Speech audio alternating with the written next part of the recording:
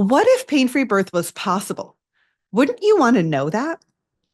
It's kind of like if you all you knew about marriage was screaming and yelling and pain and anger and disappointment and abandonment. If that was your view of marriage growing up and that's what you saw in your family, then you might believe that like men are just evil or the patriarchy is abusive. Men will leave you, men will hurt you. You would probably develop, depending on what your experience was, your lived experience, your normal, you may believe that this is just how it is. And you might say, I don't ever want to get married because marriage is bondage. Marriage is prison. Marriage is, to be hurt.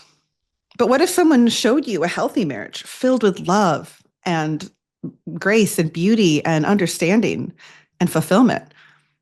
And they said, hey, it's possible for you to have this. It doesn't come automatically. You have to work at it. You have to learn some skills. You might have to learn how to communicate. You might have to deal with your trauma and your triggers and learn how to be selfless and confront your fears and all of those things. But I can teach you some skills and principles so that you too can have a healthy, fulfilling marriage. Would you want that? Would you want to be loved? Would you want to experience this kind of ecstatic, beautiful love?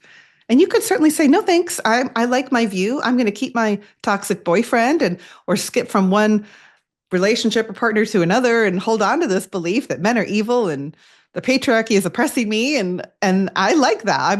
That's working for me. You could certainly say that.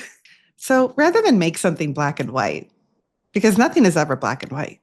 So whether it's marriage or finances or parenting or anything else in life, we all pick up our own subconscious belief systems. And when someone challenges our belief system, it's uncomfortable. When someone shows you something that you didn't know was possible, it challenges all of your beliefs and your experience. And you might have to be confronted with the idea that maybe you've been lied to. Maybe your experience isn't the only experience or possibility. Maybe you've been duped. And that's an awful feeling when we are clinging to that worldview or that belief system so strongly. And it may even have been your lived experience. But at the end of the day, we have to take responsibility for our relationships, our finances, our birth experience, and our entire life. So rather than look at birth as if it's black and white, because nothing is ever black and white, we can look at it as simply another realm of possibility. We can look at it as something that may challenge our current belief system or model of the world. And rather than pushing back against that and getting upset, what if we just held it in our hand and got curious? What if we said, what if? What if birth could be pain-free or supernatural?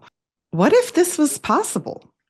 And what if it was even possible for me? And so rather than ranking birth or categorizing birth or putting birth in boxes of pain-free, not pain-free, medicated, not medicated, and judging those categorizations as good or bad, or better or worse.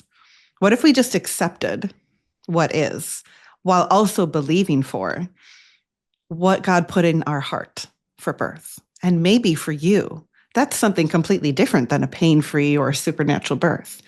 Maybe for you, you're believing for a birth that is intimately connected with your partner, where you feel comfortable and loved and supported. What is the dream in your heart for birth?